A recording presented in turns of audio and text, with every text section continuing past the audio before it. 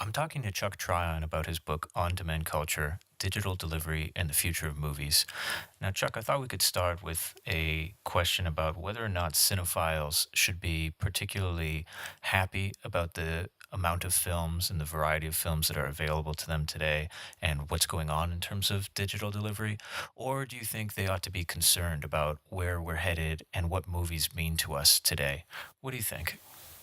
I have kind of grown increasingly concerned, even more so since the book came out. I think when it came out, I was kind of cautiously optimistic, somewhere between there and ambivalent. But I think the worst impulses I've seen, I think, have come into fruition. There was I believe, Newsweek article that came out about a week ago that was talking about the ways in which Netflix seems to be contributing to the death of classical Hollywood film. And I think it's too simplistic to blame one corporation for that. But, what we're seeing is that streaming catalogs are becoming increasingly expensive. And if people are choosing Netflix as their primary source for accessing home entertainment, and many of them are not getting the DVD package, then it's becoming increasingly less likely that they will encounter classical Hollywood films or, even older Hollywood films from even like the 1980s and 90s. So in that sense, I think the traditional cinephile probably is seeing fewer and fewer choices out there. In other ways, of course, there's probably more access to certain types of films, but I think on the whole, we're really losing a lot, especially for someone who is wanting to discover these films. It seems like Hollywood is doing quite well on Netflix. I mean, I know a lot of the main attractions to subscribing to a service like Netflix is the Hollywood roster of sometimes new films like the Marvel stuff that I guess may be leaving Netflix, I've heard. But it seems that Hollywood has jumped on this, and so do you see it continuing to take away from traditional income sources, or do you think Hollywood is actually just doing quite well in terms of at least making money on this? Hollywood is notoriously evasive when it comes to their true economics. They're very creative in terms of their accounting. So I have a little bit of a hard time judging, but I do get the impression that DVD sales are continuing to plummet, and I include Blu-ray within that. Mm-hmm. And so, they are having to seek out other sources of revenue, and certainly streaming is one of them. What we're seeing with Marvel as part of the Disney empire is that it looks like Disney's going to create their own standalone app that will probably cost about $5 to $10 a month, depending on where they decide to price it. And so, will people with children or people who are fans of Marvel follow Disney? Will they cancel Netflix?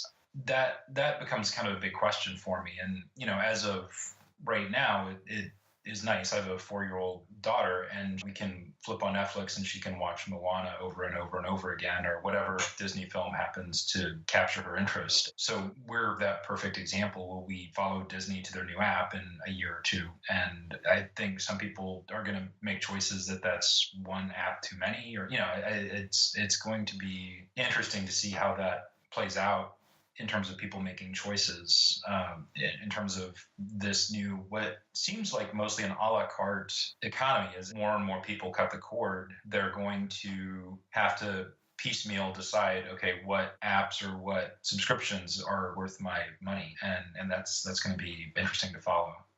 Yeah, and in terms of the culture industry, if we can approach it from a sort of Adorno perspective, it seemed, at least with classical cinema, the Hollywood studios had a lot of power because they would basically pretty much dictate what would come out into theaters, and people would have a choice of the Western or the action or the romance or what have you. And so they could sort of dictate who were the stars, what we should be watching, or at least in mainstream cinema. And then the internet seemed to take that all away and open it up to everybody, and we have the YouTube generation, and so it seemed to be very, very democratic, at least according to the best of readings. But now it seems, from what you've just said as well, with Disney opening up their own, Netflix, Amazon, all of these competing studios, I guess if we can call Amazon and Netflix pretty much taking over the role of studios, or at least competing with that. Is the streaming service that we see and the future that the streaming services seem to be going in, is it more or less democratic in terms of giving us choice? What do you think? In some ways, I think or in many ways, I actually think it's less democratic. I think on the peripheries and on the margins, there are going to be some do-it-yourself filmmakers who, through either an incredibly creative project or an incredibly sophisticated crowdfunding or crowdsourcing campaign, are going to break through. But in many ways, I think what we're seeing is almost a reconsolidation of fairly vertically integrated system where, it's not just Disney, but I think Warner and some other companies have been eyeing creating apps or placing control over more of their content or locking it in. And, I think that's what Ultraviolet tried to be. And I don't think it's quite gotten there, if it's even anywhere close. But, obviously Amazon, Netflix, Hulu are now all producers and distributors. And in a sense, in the job of exhibition, they're kind of locking in content. They might create some fan contests to incorporate fan involvement in terms of selecting what shows get produced. But I kind of feel like Amazon knew going in that shows like Transparent were going to get produced. But yeah, I kind of feel like it's getting less democratic in certain ways, and that's another certainly another cause for concern. In your book, On Demand Culture, you take a few different approaches. You talk about how, as media scholars, we need to not just be concerned solely with the textual artifacts of the film themselves, but also with the distribution. When you're writing and when you're researching this, how do you weigh a sort of balance between thinking about distribution, political economy, as well as thinking about what the films themselves have to say and the kinds of representations we see in individual films? That's a really difficult but important question, and I think to some extent, because there's so much textual scholarship out there, especially in on-demand culture, I tended to weigh the issues of distribution much more heavily because I felt like there was very little focusing on that. But at the same time, I think all of those categories and questions are somewhat inseparable. And so the content of the kind of paratextual materials, to use Jonathan Gray's phrase from the I can't remember the name of the book, but from his paratext book, he's talked a lot about that, and how even things like the content of a trailer might shape the reception of it and might shape the meanings that audiences glean from watching the movie. And he has this wonderful example of Sweet Hereafter, the Adam McGowan film, and the Canadian and American trailers were vastly different, and some of that I think had to do with Canadian audiences' familiarity with the Goyen. But I think within the context of what I'm talking about in terms of distribution, some aspects of that certainly have the crowdfunding campaigns that come with them, or the promotional campaigns that Henry Jenkins and Ivan Asquith and others have talked about or even participated in, and that shapes reception. So, one really interesting case study that I think came after on-demand culture was the Veronica Mars crowdfunding campaign. And, there was a lot of pushback because it seemed like it was going against the true spirit of crowdfunding, which was to provide outsiders with an opportunity. But at the same time, the campaign itself was beautifully orchestrated to reconnect fans with those characters and to create this seamless universe. So, I think they're hard to separate and kind of functions on a case-by-case basis. A lot of people, I think felt like they had a little bit more control over the media ecosystem by contributing to the Veronica Mars campaign. And I don't want to devalue that experience or that sense that people had, that they were able to have some autonomy in choosing what they watched.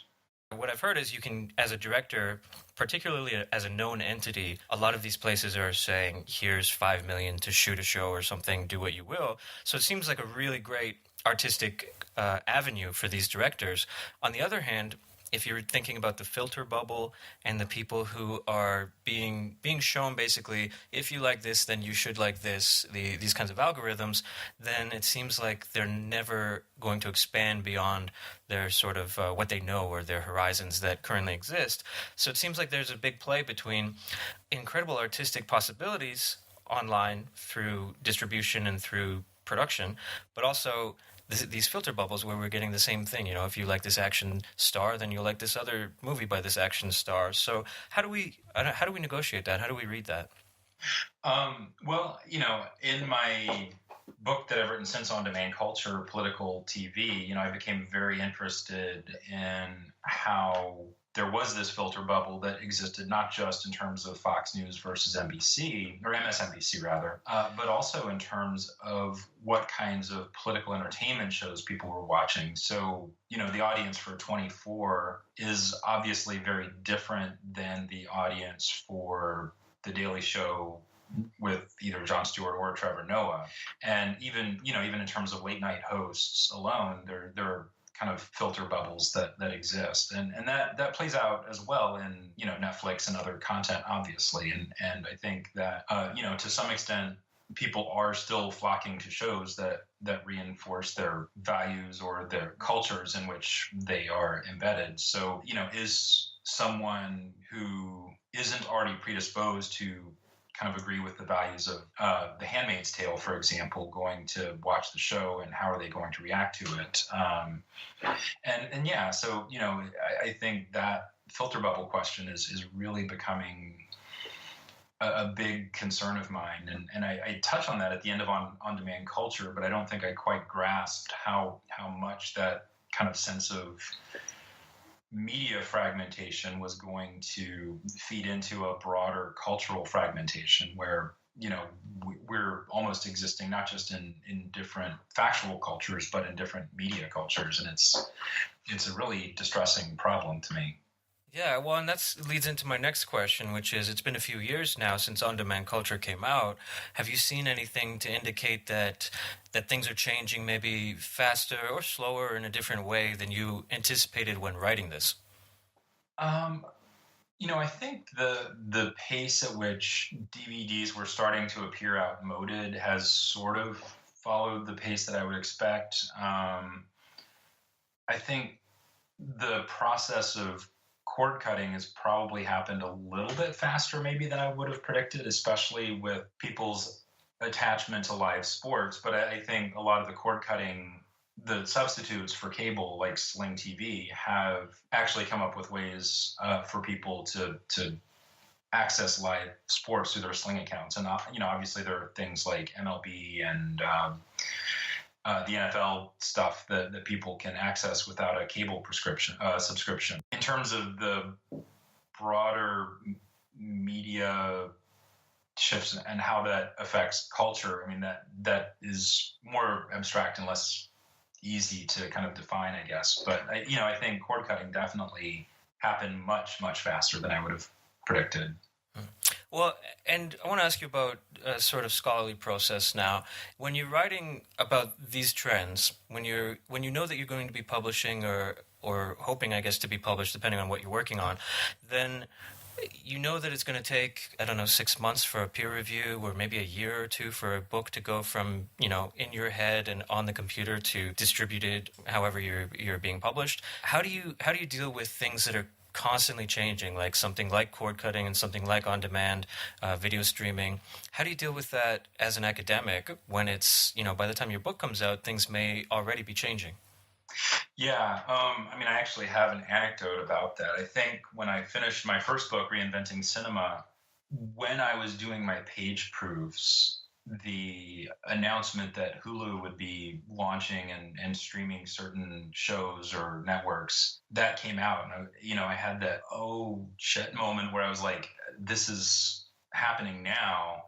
And so I kind of beg them for a little bit of leniency in terms of playing with that. But, I could really only add a paragraph or so. And similarly with political TV, my deadline was the week of the first GOP debate involving Donald Trump. And I was like, guys, I have to watch this debate before I send this book to press. And so, but even then, the challenge is, how do you keep it from just seeming like an overly long Atlantic article that's obsolete versus, something that is going to introduce principles and ideas. And I think I try to push that as much as possible and think more about, again, the implications, so that, I'm not just kind of looking at different case studies and try to always take the case studies toward principles, so that even if you're reading it 6 months or a year or 2 or 3 years later, hopefully there's still some relevance. But that's, it's a really difficult balance, because, to get the case study right, you have to look at it in detail.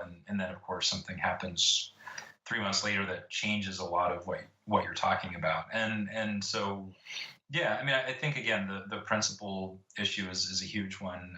Some of the trends and some of the practices seem fairly well entrenched. Like I have in part because of our 4-year-old, but in part because of how it affects the industry, I have a real interest in how kids' content functions within distribution. And children's content, going back to even VHS, was always one of the leading things that brought people to adapt, because parents were always eager to buy inexpensive entertainment that would kind of keep their kids occupied for an hour and a half. And so, you look at the history of VHS, and it's when Disney started doing their direct-to-video sequels that VHS sales really took off, and similarly with DVD and other formats. So, there are some things you can trace a historical lineage, and I think that's really important, always tying things back to previous historical practices. And that also, I think, helps to keep it from seeming overly focused on like what's happening this week. Yeah, and of course that's key for scholarship, is to not just look at the things that are literally happening on a day-to-day basis, but also the principles and the theories that help us understand that. And so when you're approaching any of these technological changes or entertainment changes, is there a certain theorist or a certain set of theories that you tend to approach these new events with? Is there somebody or a group of people maybe that help you? I think, a lot of my research draws from kind of the cohort of contemporary media scholars that would fall under the rainbow of media industry studies. One of my big influences, Amanda Lotz, and her book, the television, I think it's The Television Will Be Revolutionized, I think is the exact title. I have terrible memory for that. Certainly Jonathan Gray, Jason Mattel, people like that, Derek Compare, who, his Rerun Nation, I think, was a really amazing resource for me when I was writing. And then, he's subsequently written a lot about media and archives. And so, a lot of that came from that cohort of scholars. And, certainly I'm influenced by a lot of the more traditionally mentioned Adorno and Horkheimer, Benjamin. A lot of them may not filter down into specific citations, but obviously they're constantly hanging over everything that I think about and do. Henry Jenkins' work on transmedia storytelling is hugely influential, and helped me think about textuality in some different ways, and also helped me think about fan cultures and reception in new ways that I think are incredibly important. So those, I think that's probably a pretty good list. Mm-hmm. Well, and I'm curious if you could say a little more about the specific sort of intellectual tools they give you. So when you are dealing with a technology, or you're dealing with something that you want to write about that's happening right now, what is it that those writers give you that allows you to think better? I think, again, they are generally very attentive to linking things back to media history, and to always taking us away from like what's happening now. Also thinking about issues of power, ownership. Another scholar whose work has been very influential is Jennifer Holt. She's done some amazing work on the ways in which the FCC regulated television, but thinking about those kind of issues of policy, media policy more broadly, has been very helpful. Henry's work, I think, as much as people might be somewhat concerned about him maybe seeming too favorably inclined toward the media industries, one thing that he does, and he's influenced by Fisk before him from Wisconsin, but is to kind of look at the ways that reception matters in terms of how people use texts, and kind of challenging the assumption that all texts were received in kind of the dominant meanings that are there. And certainly, he points to things like Star Trek back in the day and how that was used by queer, female, and other audiences to imagine alternatives to kind of traditional patriarchal models. And, so I think the way that texts are used, and you see that play out in various ways on social media to this day in terms of arguments and debates on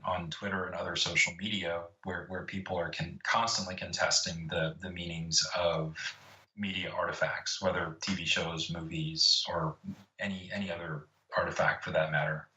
Mm-hmm. Now, talking about audiences, when you're teaching, have you noticed any changes, even in your own experience as maybe as a student, but also as a professor with your students? Have you noticed any changes in how they seem to approach film and movies?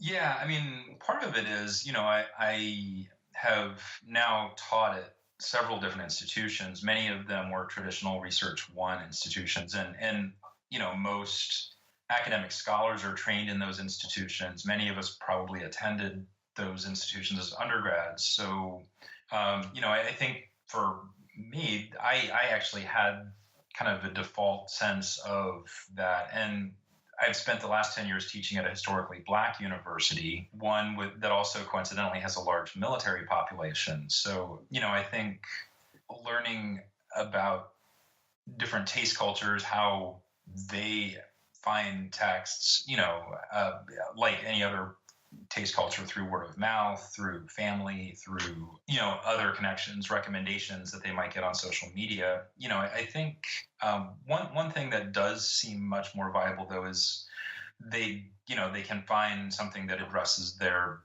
niche. And in some ways that's really good.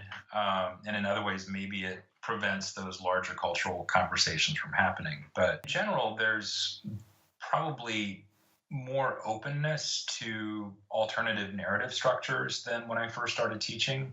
I would teach movies like Godard's Breathless, or even something like Blade Runner, and it would be really off-putting to students. And now I think a lot of those kind of alternative storytelling methods, including something as simple as a jump cut, have become so much more ingrained as means of telling stories cinematically that people, I think, are much more prepared for them. So, I think that's probably one of the biggest changes I've seen is openness to that.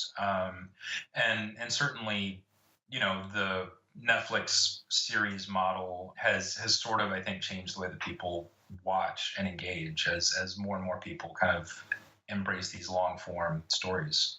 Mm-hmm.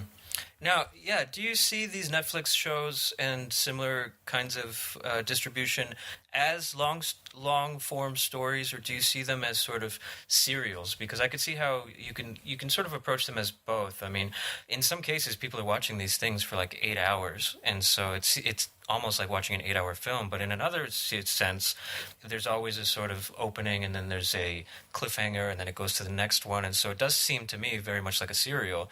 How do you see this? Is it like a long film, or do you analyze it like a long film, or do you analyze it like TV shows?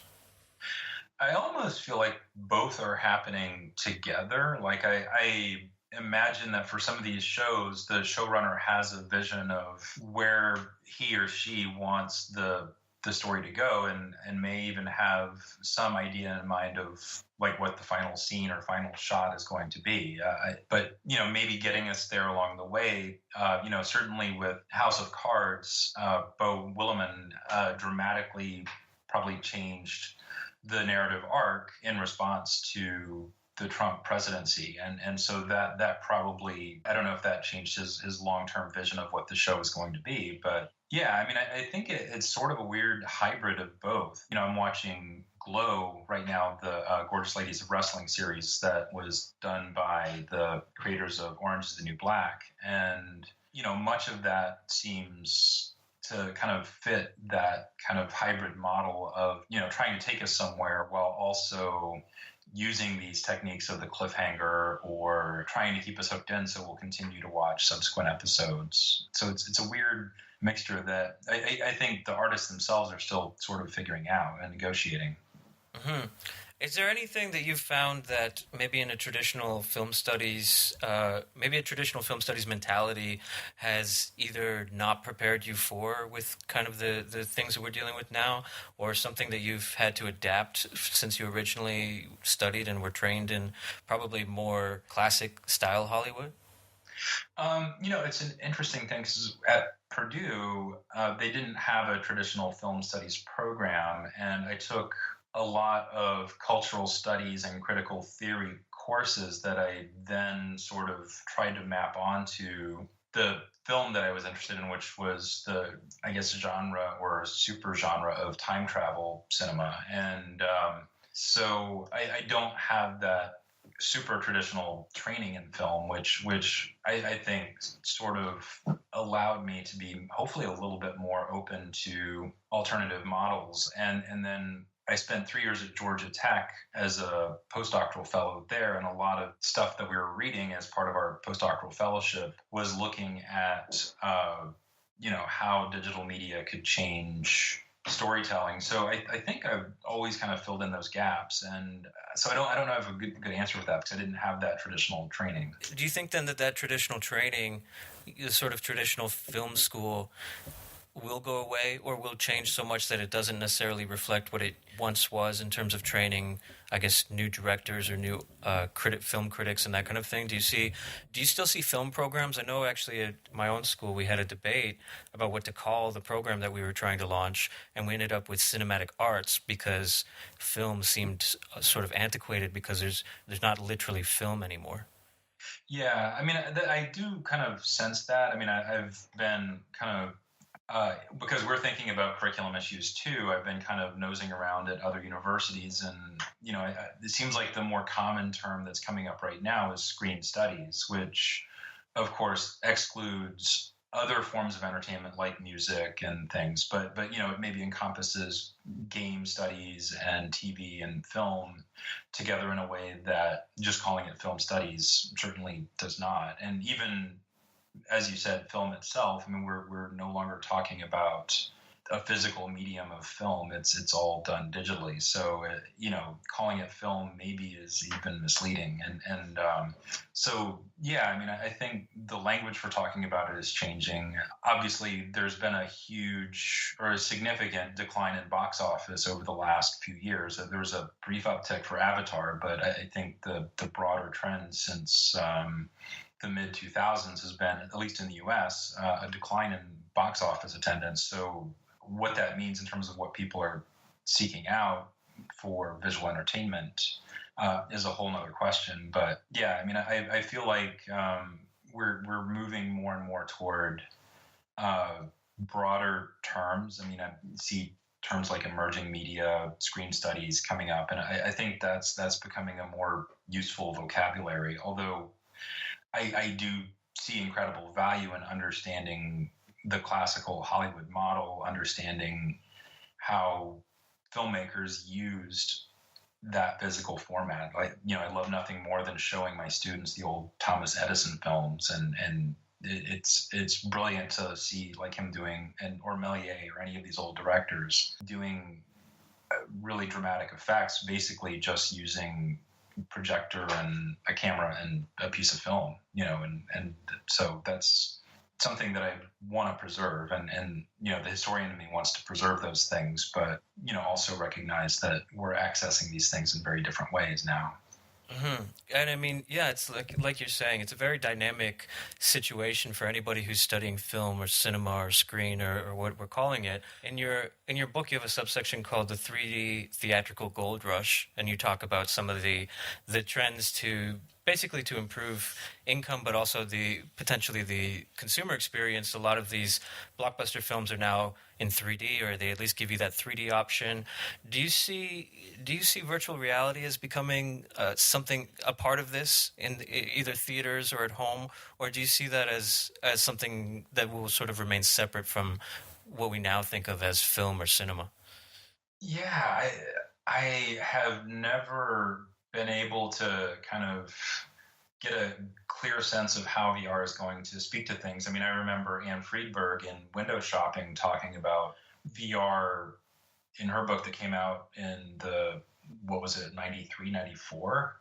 There were some other writers around that time who were really interested in that, seeing the emergence of the web, seeing all these things coming into play. I had a chance to experience Facebook's kind of, I don't know if it was a beta test or like an early kind of public test of VR when I happened to be in New York. And I didn't find myself immersed. And, James Cameron talks about this tension between like immersion in the film and kind of seeing the mechanisms of creating the spectacle or experiencing the film as a spectacle. And, when I was doing the Facebook VR, I didn't feel myself immersed in that world. It felt like I was looking at a movie that happened to surround me on three sides or four sides or whatever. I think there's still a long way to go to do that. And one of the things that obviously gets lost is if you're showing a movie in a theater where multiple people are attending, how do you juggle those different experiences so that there's a shared experience? And so I'm having a difficult time imagining that, but as soon as I say that, I'm sure somebody's going to come up with a way of making a VR film that everyone is stunned by. But I still have the difficulty grasping that. Well, and again, like you said, there was a lot of hype, I guess, about virtual reality in the '80s when computers were just starting to take off, and there was really no possibility at that time to do the kinds of things that people were imagining, and therefore people were really let down, I think, by sort of like artificial intelligence as well, right? We had these great ideas, and our books or our thinkers, our futurists or what have you, were saying all these amazing things that will happen, and they didn't happen very soon, or they didn't happen at all. And so a lot of people who wrote books about VR in the '80s now are almost those kinds of books in some cases can be laughable about what they thought would be happening in the '90s, let alone right now. So how do you, when you're writing about this kind of stuff, are you thinking about where cinema's going? How do you think about avoiding the pitfalls of trying to predict something and then looking crazy or outlandish a few years later versus negating everything and then finding yourself, I guess, more a product of the past? Do you think about that? I do a little bit. I mean, I think my impulse, as a critical thinker who tries to think things through at least somewhat dialectically, kind of influenced by people like Benjamin, who I think treated a lot of culture ambivalently, is to not make broad assumptions about where things are going. And so, in most cases, I try to be a little bit cautious so that, I don't feel like 10 years later people are kind of looking at me and perceiving what I had said as being naive. But, that being said, I haven't looked back at some of the stuff I wrote in a long time, so it may very well look that way. But I just try to think carefully and critically about these things and look at somewhat multiple paths where things could go down, or look carefully at some fairly narrow implications so that I'm not like overly predictive, because I think that does kind of run that risk.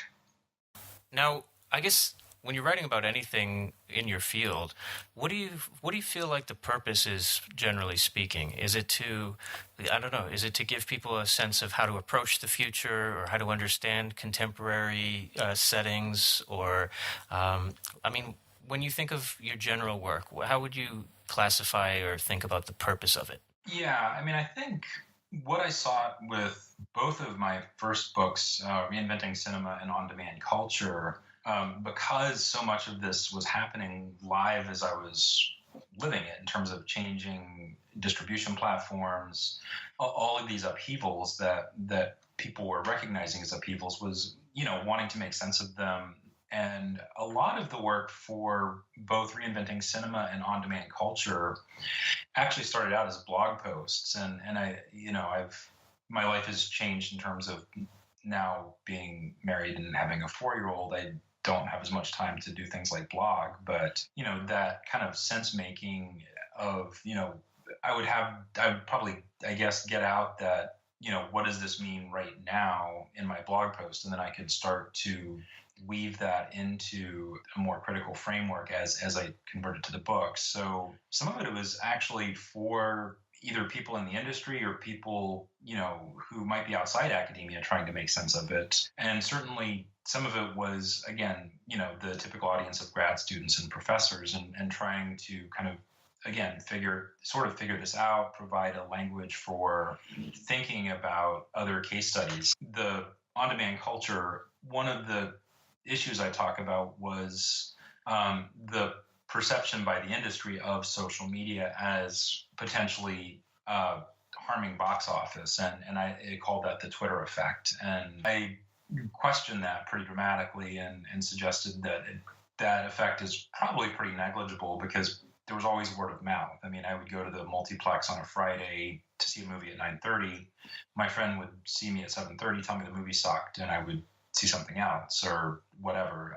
So I think that word of mouth effect of social media is somewhat exaggerated. That's one example where, looking at how the industry articulates a problem and then trying to make sense of whether that is an apt description. So a lot of what I do is sort of, and John Caldwell is a person who was an influence here, looking at how the industry makes sense of itself and then maybe sort of questioning some of those assumptions. For possible grad students or people who are maybe inside or outside of academia who are also interested in exploring this new distribution methods and just the changing atmosphere that we're experiencing, what advice do you have for them? That's a good question. I mean, I think one thing that my work tends to be focused broadly on, like, different components of the industry, and I think that has served me pretty well. But some of the work that I see at academic conferences that really inspires me is work that's actually relatively tightly focused on something like the Batman franchise or on something a little bit narrower. So that I think is helpful, is giving very rich examples and really diving into a specific textual system, or now there's some great work, I can't remember a lot of the specifics, that focuses very heavily on Netflix as a phenomenon or as a company. So that type focus can be really valuable, because I think people look for that. Cultivating relationships with people in the media industry, and that's harder when you're at certain institutions, but my connections through SCMS with grad students at UT Austin or USC or some of these other programs, I mean, they've done an excellent job of developing friendships with people working in the industry and kind of getting a sense of what they're seeing. And I did the program at UCSB where we worked with Time Warner, and seeing their perspective was actually really illuminating for some of the work that I was doing at the time. And now, I guess I'd like to know, as we kind of wrap up, where are your sights set? What are you interested in looking at? Maybe not even this year, but into the future. Where do you see some valuable things that you're going to be looking at? There seems to be a way in which I might be able to wed some of my interest in platforms and distribution and connect that more deeply to these questions of media fragmentation and how it has impacted culture and politics. And one of the phenomena that I saw a while back was that of the kind of Trump supporters and Clinton supporters, I think there were practically no television shows in each other group's mutual top 25. So if, Duck Dynasty, to use one example, was a favorite of Trump supporters, it would not show up in even the top 25 or 30 of Clinton supporters, and vice versa for a show like West Wing or Handmaid's Tale or House of Cards, and so there's almost no overlap. Again, not just in terms of political messaging, but cultural messaging, and so that is a huge interest to me. I really want to do something once it becomes more established what it is. I want to do something with the Disney app and see where that takes us, and looking at children's content in part because I'm always looking at it because of my 4-year-olds.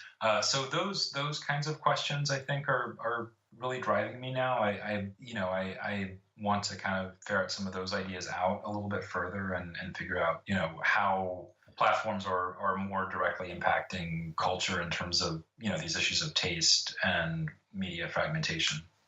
Well, I know I look forward to seeing your work. I mean, we're dealing with such a quickly changing dynamic field that we need more and more scholarship on it. And I just want to thank you for taking the time to speak to me today. You bet. I really enjoyed it. It was helpful for me to really think through some of these ideas again. So thank you very much.